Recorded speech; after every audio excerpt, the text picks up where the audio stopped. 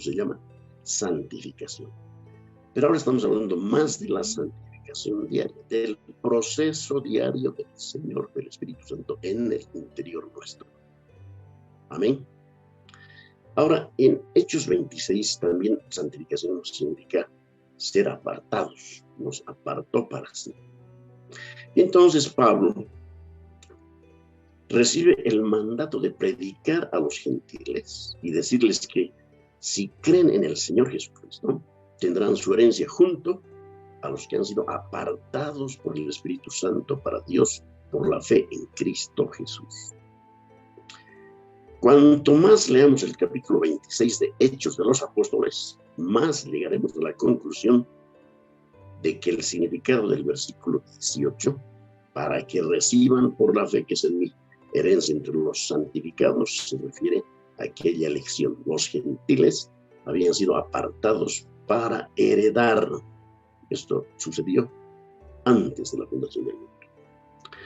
Las personas que sostienen esta idea de la santificación instantánea también citan 1 de Juan 7b. Y la sangre de Jesucristo, su Hijo, nos limpia de todo pecado. Perdón, este es 1 de Juan 1:7b. Y la sangre de Jesucristo, su Hijo, nos limpia de todo pecado. ¿Conocen ese versículo, hermanos?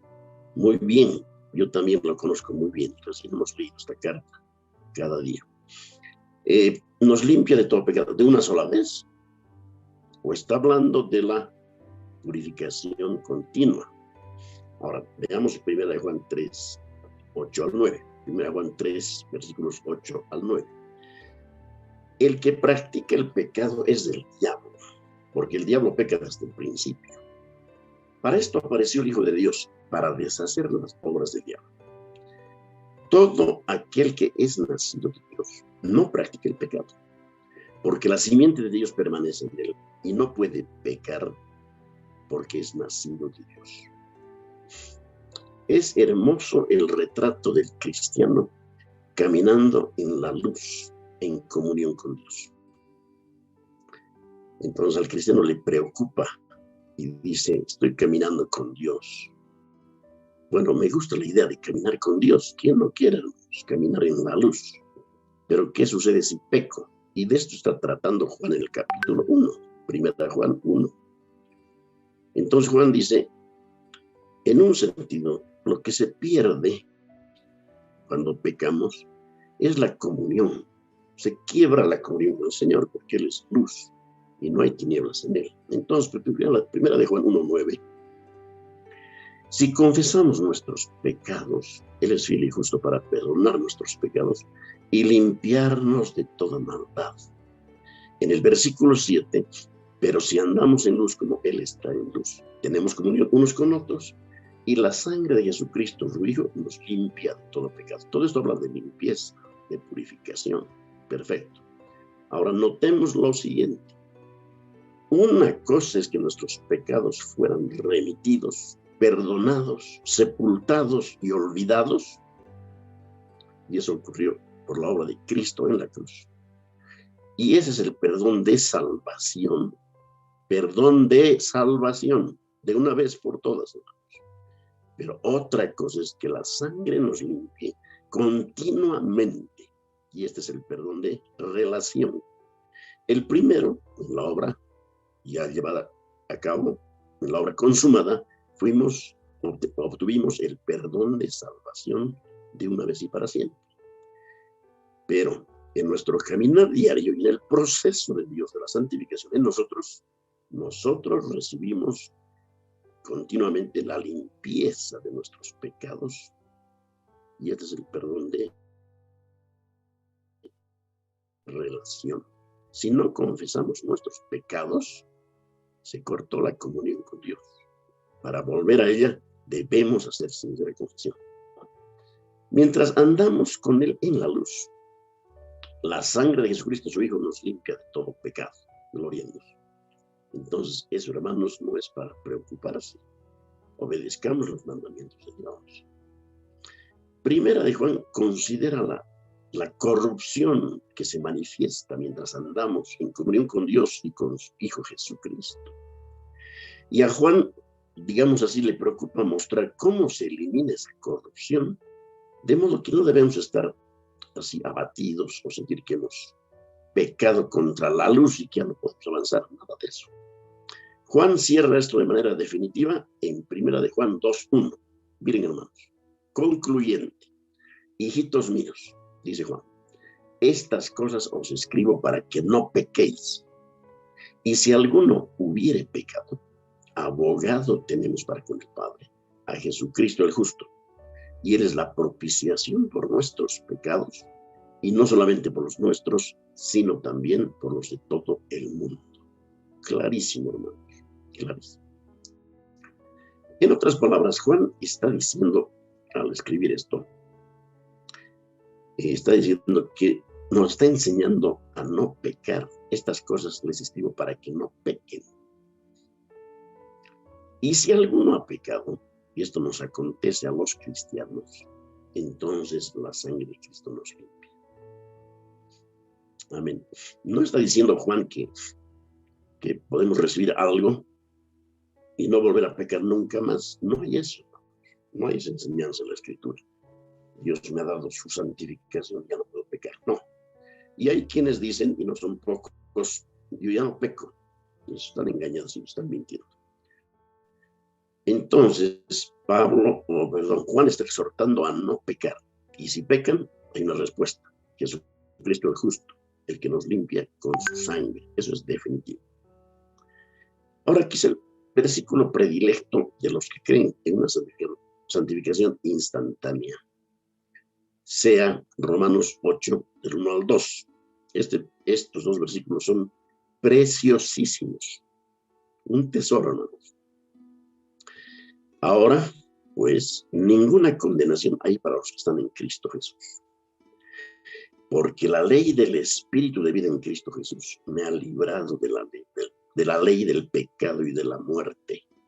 Amén. Esto es muy importante. Una vez más, ahora, pues, ninguna condenación hay para los que están en Cristo Jesús.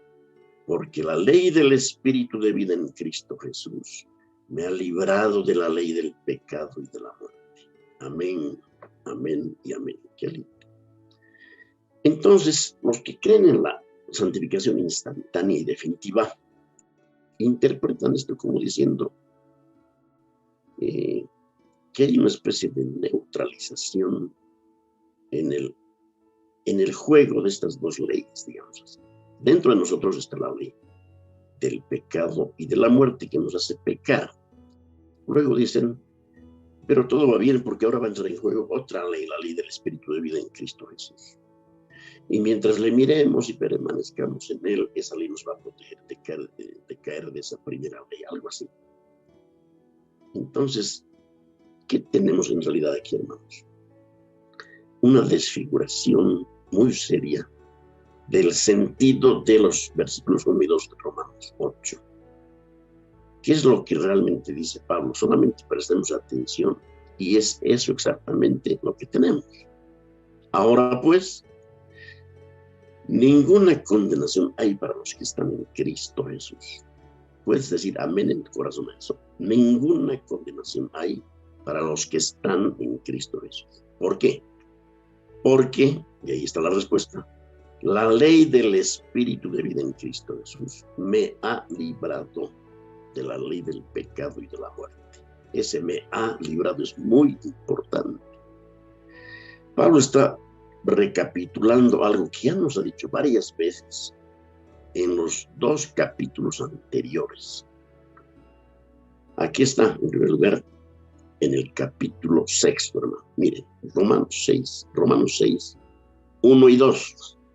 ¿Qué pues diremos? ¿Perseveraremos en el pecado para que la gracia abunde? En ninguna manera, dice Pablo, porque los que hemos muerto al pecado, ¿cómo viviremos aún en él? Esa es la razón para no vivir en pecado. Hemos muerto al pecado. Aquí no está hablando de una recomendación, sino de una realidad. No podemos vivir en el pecado, no podemos, no es posible. Pero no es una exhortación, está señalando una imposibilidad. ¿Por qué? Porque hemos muerto al pecado. Amén. ¿Ustedes se acuerdan que Cristo murió al pecado? Claro, esto es importante porque en todo momento debemos recordar la gran doctrina de nuestra unión con Cristo. Claro que Cristo ha muerto al pecado. Romanos 6:10. Porque en cuanto murió Cristo, ¿no? En cuanto murió, al pecado murió una vez por todas. Él mismo, hermanos, murió al pecado. Y recordemos que cuando Cristo estaba siendo crucificado, nosotros estábamos siendo crucificados con Él. Y cuando Él murió, nosotros morimos con Él. Hemos muerto al pecado. Les pregunto retóricamente, ¿qué les parece esto que estoy diciendo? Que no es nuevo y en algunos sentidos también lo es. A veces por la falta, hermanos, de acercarse más asiduamente a la Escritura, nos vienen algunas lagunas. Pero estoy leyendo el texto y dice que hemos muerto al pecado. Y si hemos muerto al pecado, estamos muertos al pecado. Ahora, ciertamente hubo un tiempo que no era así, pues, ¿no? Todos nosotros, todo ser humano nacido en este mundo, por causa de la caída de Adán y como resultado de la herencia del pecado, está bajo el dominio del pecado. El pecado manda, gobierna, controla a la persona natural.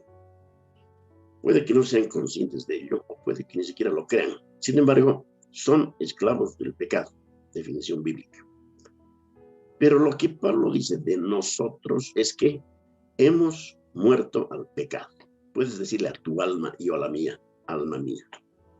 Hemos muerto al pecado. Has muerto al pecado. Bueno, esta es la primera gran afirmación, hermanos. La primera gran afirmación es que hemos muerto al pecado. La segunda dice lo siguiente, Romanos 6:18. Y libertados del pecado, dice Pablo, vinisteis a ser siervos de la justicia. Bueno, aquí ¿qué tenemos? Primero, habéis sido libertados. ¿En qué tiempo está? En tiempo pasado. Aoristo, que en griego quiere decir de una vez y para siempre. Es algo que ha sucedido de una vez por todas. Habéis sido libertados. Los cristianos, dice Pablo, son personas que han sido libertadas del pecado. ¿Qué quiere decir con eso? Bueno, no puede significar que seamos perfectos, no está diciendo eso, ¿no? Porque no lo somos y sabemos bien que no somos perfectos. Somos pecaminosos. Pero a ver, ¿qué quiere decir entonces? Simplemente quiere decir que estamos libres del pecado en el sentido de que este ya no es nuestro dueño. Esa es la idea, hermanos. Ya no estamos bajo su dominio. Y Pablo el apóstol ya lo ha expresado cuando dice en Romanos 6:14, el pecado no se enseñoreará de vosotros, ¿no? Y lo sigue repitiendo de esta forma extraordinaria y tan interesante. Miren el versículo 20, Romanos 6:20. Porque cuando erais esclavos del pecado, erais libres acerca de la justicia. Escuchen, cuando erais esclavos del pecado, ¿a qué se refiere esto? Aquí ya no somos, pues, hermanos, por la obra de Cristo. Yo debo poner fe en la palabra de Dios, en la obra de Cristo, porque todo es por fe. La vida cristiana es por fe. Entonces, advirtamos lo siguiente. Hay un contraste aquí muy interesante. Una vez más, Romanos 6:20. Porque cuando erais esclavos del pecado, erais libres acerca de la justicia. Cuando éramos siervos del pecado, éramos libres de la justicia. Pero ahora somos esclavos de la justicia y libres del pecado. Todo esto nos va a ayudar a entender Romanos 8:2. Romanos 8:2. ¿De acuerdo, hermanos? Según Romanos 6:20, Cuando éramos esclavos del pecado, éramos libres acerca de la justicia o en relación a la justicia. Pero ahora, ¿cómo es la cosa, hermano? ¿Qué somos ahora? Ahora somos esclavos de la justicia y por tanto libres del pecado. Del séptimo sello. Ahí está grabando. Apaguen su micrófono, por favor, hermano. Y así Ya le no dará sabe. fe a los creyentes para ser transformados Ahí está grabando. y llevados por ¿Cómo? Cristo al cielo. Ahí está grabando. Ahora eran A ver, pero mostrame cómo está grabando. Pero ellos han dicho que...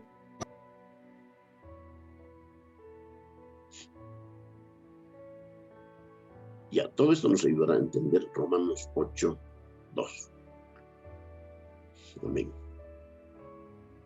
Por favor, notemos que la analogía que utiliza Pablo en Romanos 6 es que nosotros fuimos esclavos de un capataz llamado pecado, un señor. Esto es en Romanos capítulo 6. Hermanos, hay que leer Romanos capítulo 6. Hay que leer Romanos 7, hay que leer Romanos 8. Estas cosas no son, hermanos, superficiales. Digo, notemos que la analogía que usa Pablo en Romanos 6 es que nosotros éramos esclavos de un capataz, de un señor llamado pecado. Luego pasamos a ser esclavos del Señor Jesucristo. Mientras que en Romanos 7, la analogía es que nosotros fuimos esposa de la ley y ahora somos esposa de Cristo. Muy importante. Ahora veamos Romanos capítulo 7, versículos 4, 5 y 6. Algo muy interesante aquí, hermanos. Dice, así también vosotros, hermanos míos, habéis muerto a la ley mediante el cuerpo de Cristo. Habéis muerto está también en el tiempo aoristo griego, que significa sencillamente de una vez y por todas, o para siempre. Es definitivo. Hemos muerto a la ley por medio o mediante el cuerpo de Cristo. Amén. Entonces, el apóstol Pablo utiliza aquí la ilustración de la mujer casada con su marido.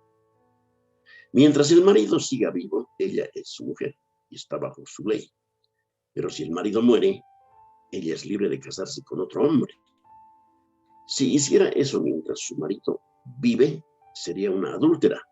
Pero si el marido ha muerto, aquella ley ya no es aplicable. Es completamente libre de contraer nuevas nupcias. Ahora Pablo dice exactamente del mismo modo que hemos muerto la ley mediante el cuerpo de Cristo. Pablo no está hablando de una experiencia subsiguiente que se obtenga tras la justificación. No, él nos dice, cuando fuimos justificados por la sangre de Cristo y su posterior resurrección, morimos a la ley. ¿Para qué? Para que seamos de otro, del que resucitó de los muertos, a fin de que llevemos fruto para Dios. Aquí, hermanos, el apóstol, este hermano Pablo bendito, está utilizando la doctrina favorita, digamos así, de la unión del creyente con Cristo. Esto debe estar en nuestro corazón, hermanos, siempre. Tal como una mujer está unida a su marido y tiene hijos, ese es el fruto. Así el cristiano está unido a Cristo y da fruto para la gloria de Dios. Y dice en versículos 7 y 8, porque mientras estábamos en la carne, las pasiones pecaminosas que eran por la ley obraban en nuestros miembros, llevando fruto para muerte. Pero ahora estamos libres de la ley, por haber muerto para aquella en que estábamos sujetos, de modo que sirvamos bajo el régimen nuevo del Espíritu y no bajo el régimen viejo de la letra. Aquí las palabras claves son, pero ahora estamos libres de la ley. ¿Por qué? Porque hemos muerto a la ley, a ese régimen viejo. Qué claro queda, hermanos, al ir por este argumento de principio a fin. Romanos 8:2, otra vez, hermanos. Porque la ley del Espíritu de vida en Cristo Jesús me ha librado de la ley del pecado y de la muerte. Decimos amén en nuestros corazones. Ahora bien, tengamos esto claro. Sí, sigue siendo un tiempo aoristo, ¿ya? La ley del Espíritu de vida en Cristo Jesús me ha librado. Esto es definitivamente y de una vez por todas. ¿De qué me ha librado? De la ley del pecado y de la muerte. Entonces somos libres. Esto se recibe con algarabía, gozo, pero sobre todo con fe. Esto es así porque la palabra de Dios lo dice. ¿Qué es la ley del pecado y de la muerte?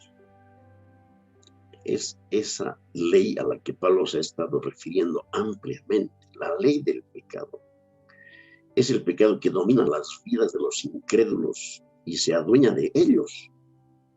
Todos hemos nacido bajo esa ley. Pero ahora Pablo dice a los corintios, a nuestros hermanos, que ya no estamos en esa posición. Hemos muerto con Cristo.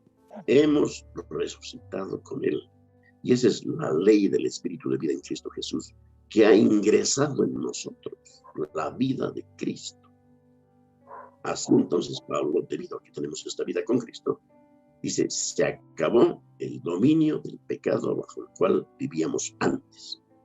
Y yo diría que la única forma de entrar bajo ese dominio, un cristiano, es ignorando estas cosas, hermano, ignorando estas cosas. Pero no hemos de ser ignorantes de estas doctrinas preciosas. Muy bien, entonces, hermanos, el apóstol sigue hablando de la gran doctrina que comenzó a tratar desde Romanos, o sea, desde la mitad del capítulo 5, la doctrina de la unión del creyente con el Señor Jesucristo. Esto lo hemos tratado el jueves en la noche. Es maravilloso.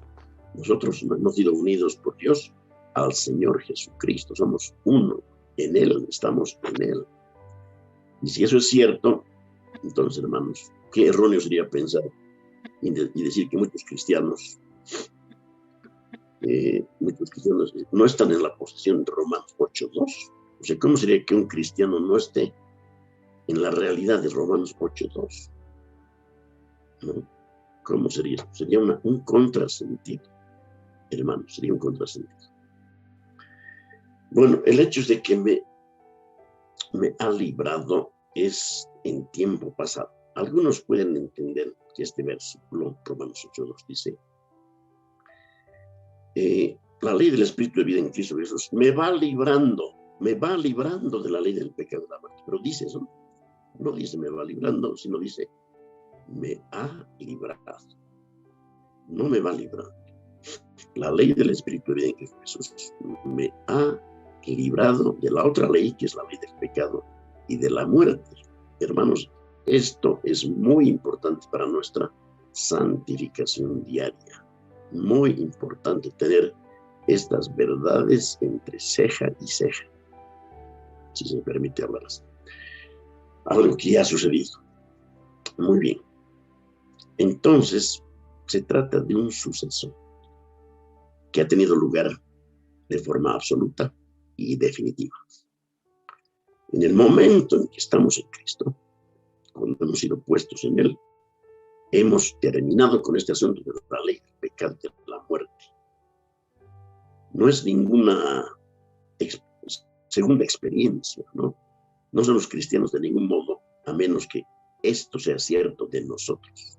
Y esta es la enseñanza del apóstol Pablo, o sea, de la palabra de Dios. Una vez más, entonces, vemos, hermanos, que no podemos separar justificación de santificación. Es un error. No podemos posponer la santificación a la realidad de la justificación. No, Romanos 8:2 justamente va en contra de eso. Pablo está diciendo algo que es inevitablemente cierto de cada cristiano. Al ser unidos a Cristo, nuestro nuevo marido, hemos abandonado al antiguo por la muerte. Ya no estamos bajo el dominio del pecado o de Satanás o bajo su ley. Estamos ahora bajo la gracia. Y ninguna condenación hay para los que están en Cristo Jesús. Ahora pasemos a la santificación práctica. Recordando siempre, hermanos, que la santificación no es algo que se recibe en un segundo, como ocurrió con la justificación. Hay algo que es nuestro papel y debemos actuar. ¿Por qué? A ver, ¿qué sentido tienen los argumentos convincentes del apóstol Pablo por el Espíritu y de los apóstoles, los otros apóstoles, en sus epístolas? Si la santificación fuera algo que recibimos instantáneamente para no pecar nunca más. Eso no es así. Y hemos dado los textos de Pablo. Veamos un texto del apóstol Pedro. Este hermano habla también clarísimo en 1 Pedro 2:11, cuando dice: amados, yo os ruego como extranjeros y peregrinos que os abstengáis de los deseos carnales que batallan contra el alma. Notamos lo que dice. No hay tal santificación que recibimos para luego ser liberados de esos deseos. No hay tal cosa. Más bien nos dice que nos abstengamos de ellos. Aquí no hay magia, hermanos. Algo tenemos que hacer los cristianos en el Señor, y es en el texto que está mostrando el apóstol Pedro: abstenernos de los deseos carnales que batallan contra el alma. Volvamos a Pablo y tenemos otra afirmación en Efesios 4:28, cuando dice: el que hurtaba, no hurte más. A los efesios les digo entonces: dejen de ser ladrones. Ahora, no esperamos que un poder mágico vino sobre ellos para obedecer. No, solo obedecer. ¿Podemos obedecer? Claro que podemos obedecer. Gracia nos ha sido dada. Entonces no hay que esperar recibir algo. Se nos pide, se les pidió a los efesios: dejen de robar. En Romanos 12:2, la instrucción es clarísima: no se conformen a este siglo. Es otro mandamiento apostólico muy importante. No se conformen a este siglo. O sea, no sigan los patrones de este mundo. No estábamos conformándonos a este mundo. No. O estábamos conformándonos antes de este mundo. Éramos conformes a este mundo. Como cristianos no nos conformamos a este mundo. Y si lo estábamos haciendo, dice: no os conforméis a este siglo. Listo, se cierra el círculo. Dios no quiere que nos conformemos a este siglo o a este mundo. Entonces, ¿qué hacemos? Nos detenemos. Santiago 4:8.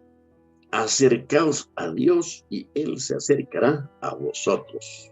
Pecadores, limpiad las manos, y vosotros los de doble ánimo, purificad vuestros corazones. Hermanos, mandamientos y mandamientos. ¿Qué les parece? Y cuando dice pecadores, no está hablando de los impíos, sino de los cristianos, hermanos, descuidados. Pecadores, limpiad las manos. Y ustedes, los de doble ánimo, purificad vuestros corazones. Todo esto, hermanos, es inútil si la santificación fuera algo que podemos recibir instantáneamente.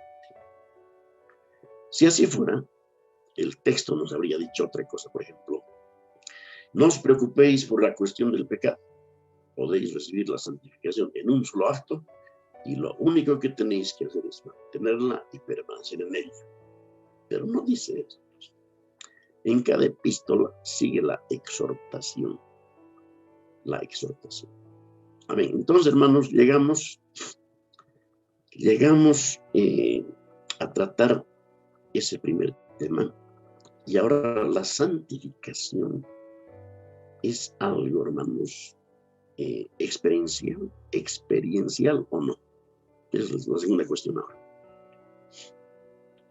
¿Es la santificación una experiencia? Me refiero a una experiencia traumática, a una experiencia definitiva que nos ha librado de una vez y para siempre del peligro y la acechanza del pecado? Respuesta, no. Ahora, mucha gente puede decir que sí, y tienen sus testimonios para contar, experiencias maravillosas, ¿no? De personas que tenían mal carácter y de pronto les viene una gran crisis, listo, ya no tienen mal carácter. Lo propio con el alcohol y el tabaco y cualquier vicio. A veces hemos tenido casos así que se ha suspendido de una vez y para siempre. Pero veamos ahora. Aceptamos tales experiencias y son parte de Dios. Obviamente no todas, ¿no? Pero estas experiencias de muchos hermanos son reales y son parte de la obra de Dios en ellos. Entonces, ¿qué hay de estas experiencias? En primer lugar, y antes que nada, no existe ninguna evidencia en el Nuevo Testamento que las experiencias signifiquen santificación. Pueden aparecer en medio del proceso, pero no son la santificación propiamente dicha. Si ese fuera el modo de solucionar nuestros problemas, ¿qué sentido tendrían las epístolas del Nuevo Testamento y sus instrucciones directas para nosotros? Si la experiencia traumática, digamos así, suspendiera nuestra posibilidad de pecar en la vida, hermanos, si ese fuera el modo de actuar de Dios, primero que tendría que ser común a todos los cristianos. Y no solo eso, tendría que funcionar con todos los pecados. Pero nadie ha llegado a un estado de perfección por medio de una experiencia. Y nadie llegará hasta que seamos revestidos de incorrupción en aquel día final. O sea que la lucha es hasta aquel día final. Estaba acordándome de un pasaje en Jueces capítulo 3, versículos 1 y 2. Es muy interesante para el tema que estamos viendo. Jueces 3, 1 al 2 dice: estas, pues, son las naciones que dejó Jehová para probar con ellas a Israel, a todos aquellos que no habían conocido todas las guerras de Canaán, solamente para que el linaje de los hijos de Israel conociese la guerra, para que la enseñasen a los que antes no la habían conocido. Hermanos, los enemigos están presentes y Dios nos da la victoria. Entonces, mucho cuidado con la cuestión de la experiencia, experiencias subjetivas, no propias del neopentecostalismo hoy, pero sin ningún resultado, seamos honestos. A manera de paréntesis, digamos que hay personas que han pasado por cierta experiencia y fueron libres, digamos, por ejemplo, del alcoholismo, y no eran cristianos en absoluto. En las sectas de error que manejan mucha psicología, hay de esos casos, por si acaso, hay de esos. Pero no hay salvación, obviamente, no hay justificación, no hay nada. Consideremos ahora algunos principios en esta cuestión de las experiencias. En primer lugar, Dios puede conceder una liberación repentina de ciertos pecados en ese sentido, o puede no hacerlo, ¿no? Hay un micrófono abierto, por favor, apáguenlo.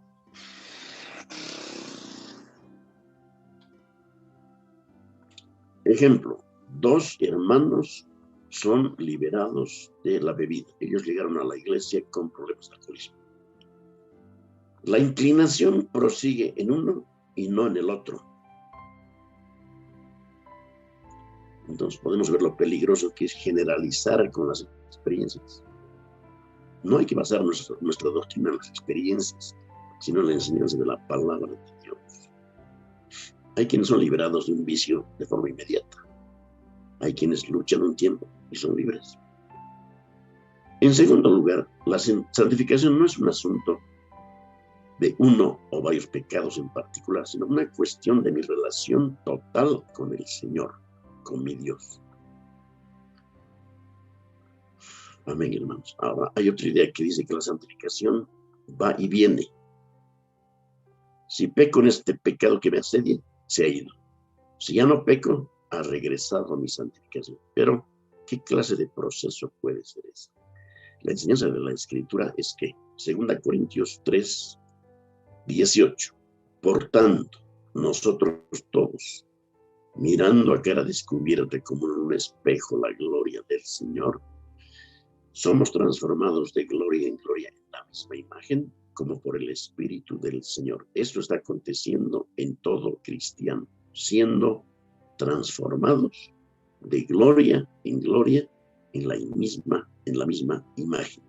Este versículo por sí solo destruye esa idea de la santificación inmediata, instantánea, para no pecar más. La santificación es un crecimiento, un desarrollo, un progreso hecho por el Espíritu Santo y mi participación en obediencia. No es básicamente una experiencia, es una marcha, un curso, un desarrollo, una carrera, como dijo Pablo cuando terminó la suya. Podríamos ejemplificar la relación entre las experiencias y la santificación con la relación entre un campo donde hemos sembrado, digamos, avena, y la lluvia y el sol. Imaginen, por favor, un campo de siembra y la lluvia y el sol. El granjero ha arado la tierra, la ha abonado y ha sembrado la semilla y está descansando por el momento. Luego la semilla comienza a brotar y a crecer y el cultivo hace acto de presencia. Luego llega quizá una temporada de frío. El granjero mira el campo cada día y no percibe ningún cambio. El granjero está triste. Sin embargo, la vida que hay allí se está moviendo en esa tierra, se está moviendo. Quizá lentamente, pero sigue su curso. De pronto mejora el tiempo y el sol comienza a brillar. Luego cae una deliciosa lluvia seguida de un cielo despejado y soleado.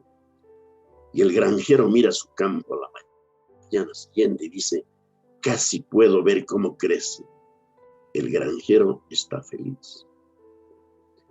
Hermanos, esta ilustración podemos verla. La santificación misma es esa vida. La santificación está en su curso porque Dios la está haciendo en nuestro interior. Ese proceso de crecimiento y desarrollo desde el momento en que fuimos regenerados.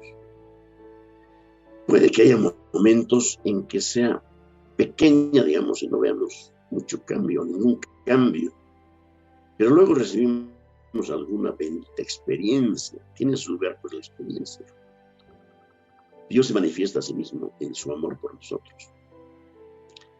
El problema es cuando la gente neciamente llama santificación a esa experiencia.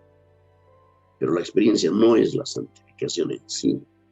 Es como la lluvia o el resplandor del sol que hace su trabajo, estimula y promueve la santificación, pero no es la santificación misma.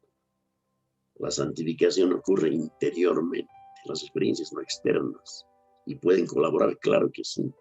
Entonces, no confundir estas dos cosas esencialmente distintas. Las experiencias no constituyen el proceso de crecimiento, solamente lo estimulan. Ahora, hermanos, las experiencias pueden ser repentinas y dramáticas. Hay casos, en las biografías se lee esto. Si lo preferimos, podemos recibir muchas bendiciones secundarias especiales, digamos. Ay, pues eso. Pero la santificación no es una bendición secundaria. Algunos han atravesado una convulsión emocional en el momento de convertirse a Cristo. Eso puede ser genuino, como puede no serlo, pero digamos que fue genuino. Entonces, luego de años vino una nueva convulsión emocional. Todo eso puede alentarnos. Gloria a Dios. Eso depende de la soberanía del Señor. Dios puede estar haciendo eso y lo hace, no hay ningún problema. Hermanos, gloria al Señor por su soberanía. Pero es preciso repetir esto. La experiencia con Dios, las experiencias que tenemos, no son propiamente la santificación. Cuando tenemos una experiencia, digamos, con Dios, un tiempo maravilloso y obviamente con muchas lágrimas y emociones, decimos amén, digamos amén, pero no digamos que ese mismo es el progreso. No, ese mismo no es el progreso de la santificación, es solamente una experiencia que colabora con la santificación. Amén. Por ejemplo, hay personas que concurren a las reuniones normalmente y tienen continuas experiencias, pero nunca obedecen la palabra de Dios. ¿De qué han servido entonces? Puede haber experiencias y no haber santificación, claro que sí. Pero esto que no nos acontezca, hermanos. Tenemos que enfocarnos en la palabra de Dios. La santificación es un proceso del Espíritu Santo en nuestros corazones, así interiormente, mientras nosotros obedecemos la palabra, porque hemos sido capacitados por la gracia de Dios para obedecerlo. Una experiencia, aunque muy real, muy vivida, nunca eclipsa el proceso de santificación ni lo desdeña, porque no podemos vivir de experiencias, pero sí vivimos cada día nuestra santificación. Muy importante, ¿no? Un gran desafío, por ejemplo, tenemos ahora, aparte de la lectura que estamos haciendo de Mateo, es aparte de la lectura, anotar los mandamientos que tenemos en la palabra de Dios. Jesús dijo, el que me ama, guarda mis mandamientos. Hay una relación estrechísima entre santificación y guardar los mandamientos de Dios. Esas cosas no se pueden separar. Entonces, lectura es una disciplina y no la vamos a interrumpir con nada, pero podemos añadir un trabajo en nuestro estudio de identificar en las Escrituras, especialmente en Mateo capítulos 1 al 7, que ahora estamos leyendo, muchos mandamientos, hermanos. En el Sermón del Monte hay muchos, y antes y después hay varios mandamientos que por la gracia de Dios nos vamos a guardar. Amén. Y luego, hermanos, tenemos una tercera pregunta. ¿Es la santificación algo que sucede de pronto? No, no es de pronto, no es algo súbito o repentino. Veamos algunos términos que utiliza la Escritura. Ustedes los van a identificar rápidamente, porque acabamos de leer Primera de Juan. Juan habla de recién nacidos. Bueno, este recién nacido es más de Pablo que de Juan, pero ¿se acuerdan? Como hijos recién nacidos, dice el apóstol Pedro. Y luego, Pablo habla de niños en Cristo. En 1 Corintios 3, niños en Cristo. Juan, el apóstol, habla acerca de hijitos, jóvenes y padres. Eso está en 1 Juan capítulo 2. Hijitos, jóvenes y padres, habla, pues, hermanos, de un proceso, de un crecimiento. ¿Sí o no? Estos términos son muy claros, hermanos. Nadie pasa de recién nacido a ser un adulto así súbitamente.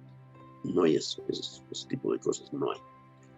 Según las Escrituras, esa es pues la santificación. Crecemos en gracia y en el conocimiento del Señor. Amén. Crecemos en la gracia y el conocimiento de nuestro Señor Jesucristo.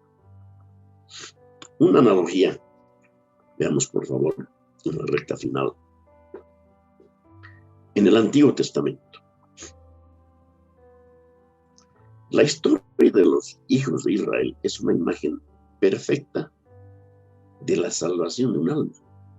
El pueblo de Israel fue liberado de Egipto de una vez por todas. Y los egipcios, perseguidores del pueblo de Dios, perecieron en el Mar Rojo. Pero los problemas de los israelitas acabaron allí. Por supuesto que no, en absoluto. Una cosa es salir de Egipto y otra muy distinta es que Egipto salga de nosotros. Y esto último toma tiempo, hermanos, toma toda la vida. ¿Estaban en una posición santificada? Claro que sí, fueron separados por Dios para sí, pero tenían enemigos que enfrentar, enemigos externos y fundamentalmente enemigos internos, en el propio carácter del judío, hermano, y del nuestro. Nuestro problema no es que tenemos enemigos, eso es normal, eso se puede esperar, ese no es el problema. El problema es no estar luchando contra ellos. La vida cristiana es una guerra de comienzo a fin. Así sucede con la vida cristiana. Y hermanos, podemos estar seguros, es el método de Dios. Y es un método uniforme en todo. Por ejemplo, ¿acaso no obra así el Señor en la naturaleza? A ver, veamos cómo nuestro Señor utilizó la imagen del granjero que siembra. En Marcos capítulo 4, versículos 26 al 29, tenemos una descripción muy gráfica, muy linda. Decía además, así es el reino de Dios, como cuando un hombre echa semilla en la tierra y duerme y se levanta de noche y de día, y la semilla brota y crece sin que él sepa cómo. El tuyo lleva fruto, la tierra, primero hierba, luego espiga, después grano lleno en la espiga. Y cuando el fruto está maduro, enseguida se mete la hoz, porque la siega ha llegado. Hermanos, ¿qué les parece? Marcos 4, 26 al 29. Claro, aquí vemos que utiliza unos términos no muy familiares, ¿no?, para nosotros. Pero permítame ver un recurso. Marcos 4, 26 al 29.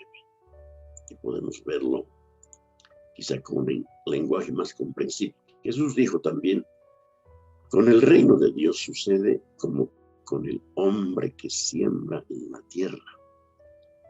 Que lo mismo si duerme que si está despierto, lo mismo de noche que de día. La semilla nace y crece sin que él sepa cómo. Y es que la tierra produce por sí misma. Primero brota una hierba, luego se forma la espiga y, por último, el grano que llena la espiga. Y cuando el grano ya está maduro, se ciega, porque ha llegado el tiempo de la cosecha. Hermanos, esta es una imagen preciosa de la santificación. Dios podría habernos hecho libres de pecados al momento de creer en Cristo, si hubiera deseado, sí o no, incapaces de pecar. Él pudiera haberlo hecho, pero no lo ha hecho. Él es todopoderoso. Para él no hay nada imposible, que es lo mismo. Pero él no eligió eso.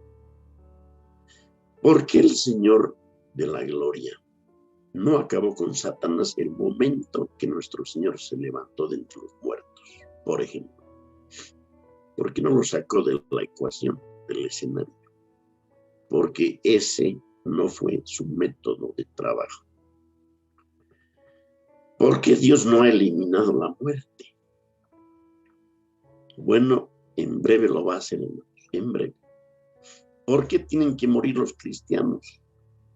Bueno, pronto seremos revestidos de inmortalidad. Todavía no. Él ha elegido cómo son las cosas y cómo es nuestra santificación. Un proceso que comienza en la regeneración y prosigue. Deberíamos estar, por ejemplo, más santificados ahora que el año pasado, ¿sí? Y el proceso continuará hasta que finalmente en la gloria, seamos perfectos y sin mancha. Hermanos, el proceso de la santificación es Dios obrando en nosotros y nosotros obedeciéndole por la gracia que nos ha dado. Es un proceso, hermanos, creámoslo. Está en la Escritura y obedezcámosle, obedezcamos su palabra.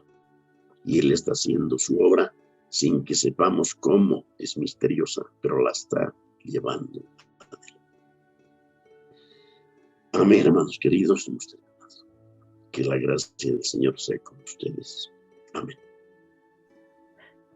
Amén. Amén.